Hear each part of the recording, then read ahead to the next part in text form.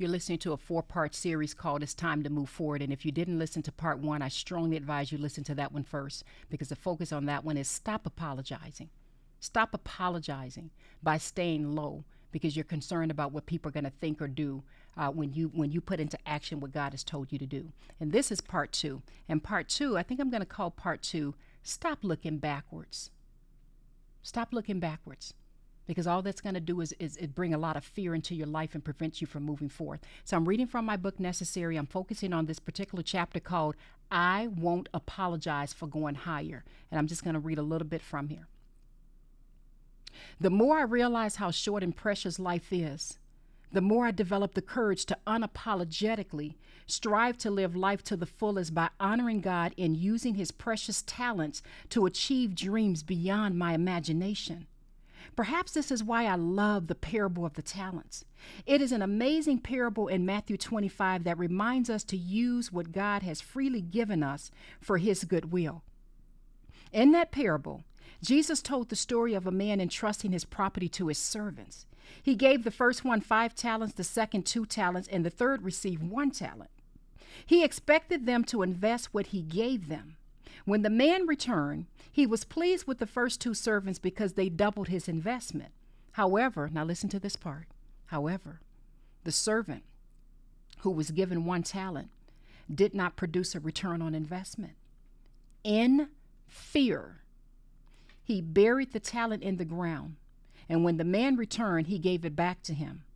That servant who was given the 1 talent received a major rebuke for being fearful and refusing to invest the talent that was given to him. And I'm referencing Matthew 25. I like reflecting on this parable when I'm tempted to give in to fear, because it contains so many hidden gems that we can apply to our everyday lives.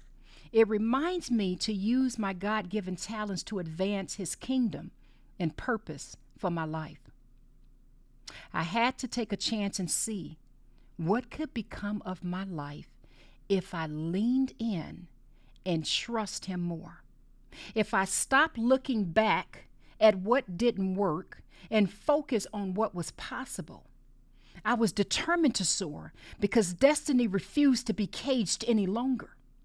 The more I began to take steps of faith and use my God-given talents, the more God showed me that when I put him first in my life and commit all my plans to him, what others saw as impossible would be mine. I'm going to stop right there. It's so important, you all, that we stop looking backwards. Remember John 10:10 that reminds us the thief comes only to steal and kill and destroy? Part of what the thief loves to do, what the enemy loves to do, is he loves to get you looking backwards at what did not work out.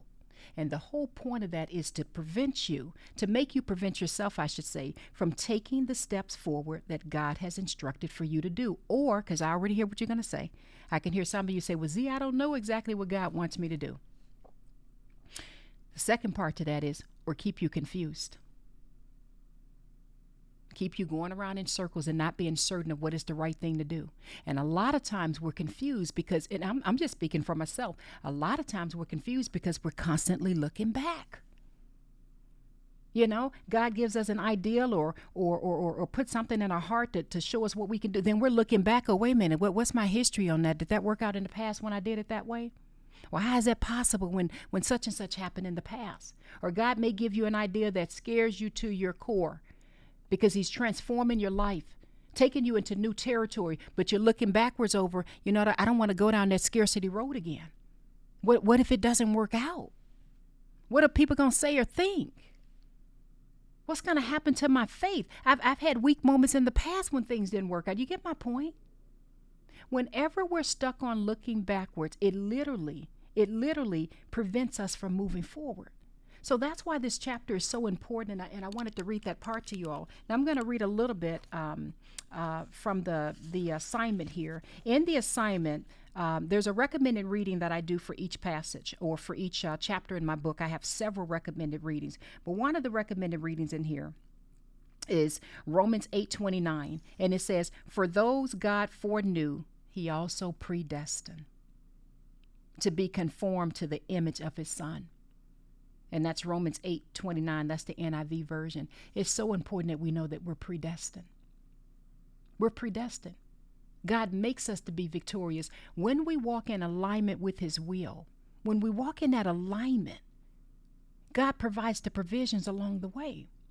There's another part in here, and I reference inside of the recommended readings. It says, read the entire parable of the talents in Matthew 25:14 through 30. Now, I just kind of gave you a little summary of that, but I really want you to spend some time reading the entire parable of the talents. And again, that's in Matthew 25:14 through 30. Let me close this out before I end this. In the assignment question number 2 says, can you identify any obstacles that block you from achieving higher goals? Or perhaps from achieving your dreams in life? If so, be specific. I want you to be really, really, really specific about that question.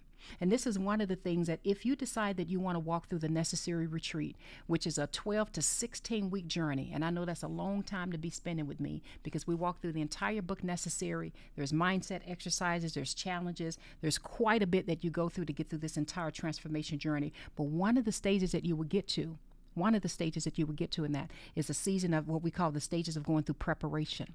And that's a stage where you're going to be preparing for the new territory you're about to go into. And one of the things we talk about in that season, or in that module, I can say, is the temptation of looking back and not allowing obstacles and past failures to stop you. Because if you think for one moment, please listen to just hear this part.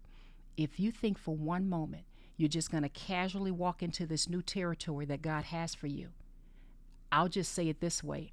I don't know of any stories in the Bible that I can think of when people walked into that new territory or received that, whatever it is that God is doing, and they didn't have to go through some sort of a Goliath moment. I don't know of any. So if you know of any, tell me. Maybe I could be wrong, but I don't know of any. So part of that preparation, and that's part of what you'll learn inside of the retreat, is you have to learn that I got to stop looking backwards and I got to look forward. I have to have my gaze straight ahead. And that's going to be, you know what, I got to get some healthy boundaries in my life. I got to be with, in the right environment, right? I've got to change some things about the way I go about doing things. I've got to work on my mindset, which is a very important thing that you're going to learn. You're going to learn a lot about paradigms because you have to get repetition and things in place. And you literally, it's almost like being completely transformed by the renewing of your mind. You literally have to become a new person because you can't put old wine into new wineskins. Or you can't put, let me say that the right way, you can't put new wine into old wineskins. You have to be made anew again. Does that make sense? Now, I talk about a lot more of that inside of the necessary retreat, but let me go back to the point in here. Read Matthew chapter 25, verse 14 through 30. Read that. Pray through that passage. Study that passage. Invest in your prayer life. Invest in your time with God. You don't need no money to do that. That comes free. Spend time with God. Spend time in that secret place with him and ask him to give you the vision and show you the way forward so that you will stop looking backwards. We do not want to look backwards and turn into a pillar of salt. So the premise of this is it's time to move forward. And I love you all. God knows I do. I pray that you already watched part 1, and I want you to make sure you watch part 3, which will be coming up next. I love you all. This is Z with Unlocking Greatness Podcast.